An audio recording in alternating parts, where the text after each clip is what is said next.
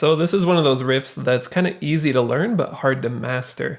And it's not so much the notes that make it difficult, but the rhythm. Some of the techniques that Frusciante is using are a little more advanced. So I think it can be helpful to break it down from easy, medium to hard, and maybe take them one step at a time if we can. So we'll start with the easy version. And now this, we're going to learn all the notes of the riff, and it sounds pretty familiar to what we're hearing in the song, so it's a great place to start.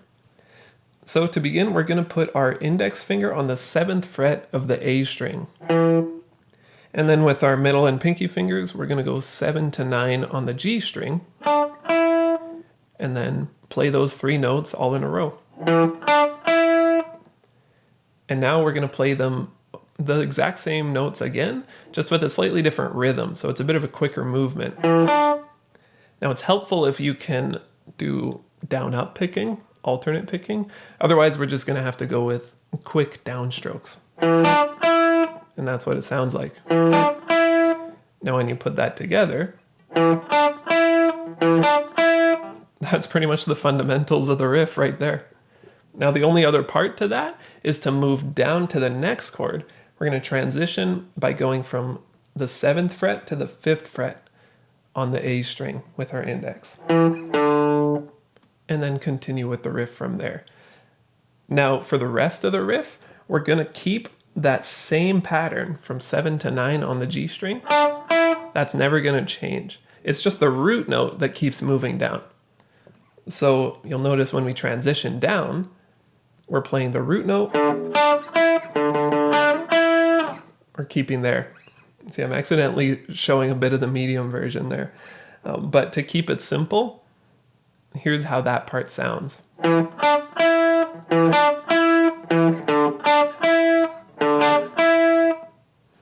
It's pretty simple. So we're sliding up and down quite a bit. Frusciante actually does an open D, but I prefer to play the same note here on the 5th fret of the A string. And you'll see why later on. It's going to help us out when we play the advanced version. So from there, from that part, we're going to move on, keep going down to the next root note here on the 7th fret of the E string. Now it's super helpful if you can play this with your thumb. That's what Frusciante does, but it's possible to do it with your index too in case it's more comfortable for you that way. But I'm going to use my thumb here. So same, we're going to transition from the 5th fret on the A string down to the 7th fret on the E string. And then keep the rest of the riff the same. Like that. It's just the root note that's changing. And now we're going to transition to the last part, which is just to go up 1 fret to the 8th fret of the E string. Now you can use your middle finger again. I prefer to use my thumb just to free up the other fingers up top here. So it sounds like. So all together, to put all those pieces together, it sounds like this.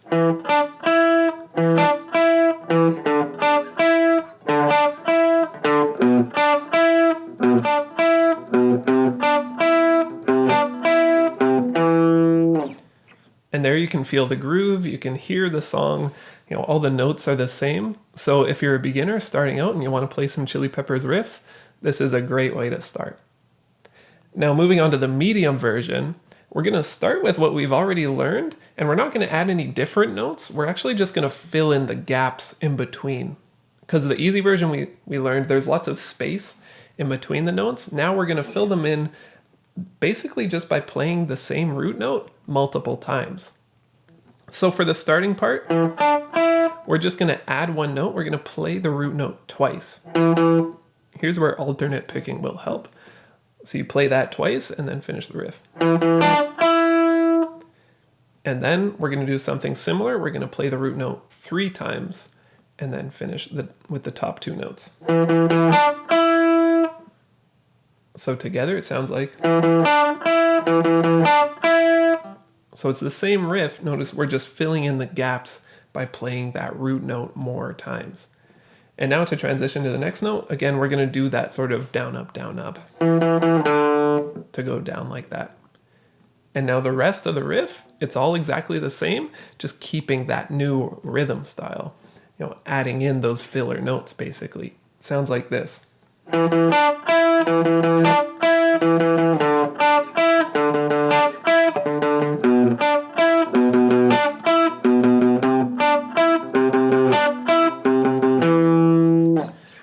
So it's a bit trickier just because you're moving more. So there's, we're filling it in with more notes. So it's a medium version, but it's not too different from the easy version that we learned. Now moving on to the hard version, this is where it gets tricky. This is why it's a riff that's easy to learn but hard to master, because this is a technique that takes some practice. So the main difference, it's actually not the notes that we're playing, but the way we're playing those notes. So what Frusciante is doing is he's strumming the whole guitar. Instead of picking individual notes like we have been, he's strumming. But you notice we're only hearing one note at a time, but he's muting the rest of the strings. So the way to do that, we're going to fret the 7th fret of the A string like we have been. And now we're trying to mute the low E string. You can do it with your thumb, which makes it easy, but if you can't reach around, then just with the tip of your index, you're going to want to gently rest it on the E string. We don't want to hear it. And then with the rest of our finger, we're resting across all the other strings. So that all we hear is the one desired note there, and the rest are muted. So we can strum it like this and only hear one note. Now that's a tricky skill to master. And it's hard to play clean that way without ringing out any of the other notes. But that's what takes this riff from sounding good to sounding great. And then for the rest of the riff, we're going to keep using our other fingers, but the whole time making sure our index is muting the other strings behind. So that might take some practice, but this is what it sounds like. So the whole time we're only hearing the desired notes while muting the rest. And you'll notice everything else is exactly the same. The notes are the same as the medium version. The rhythm is the same. It's just the way we're strumming instead of picking now. So if you can master that technique, then you can take this riff to the next level. And then the rest is exactly the same. So here's what it sounds like all together.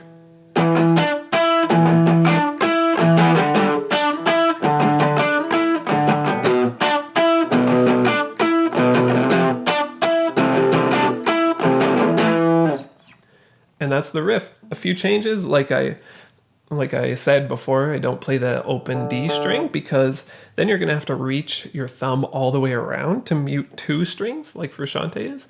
But lots of people, that's not comfortable for them.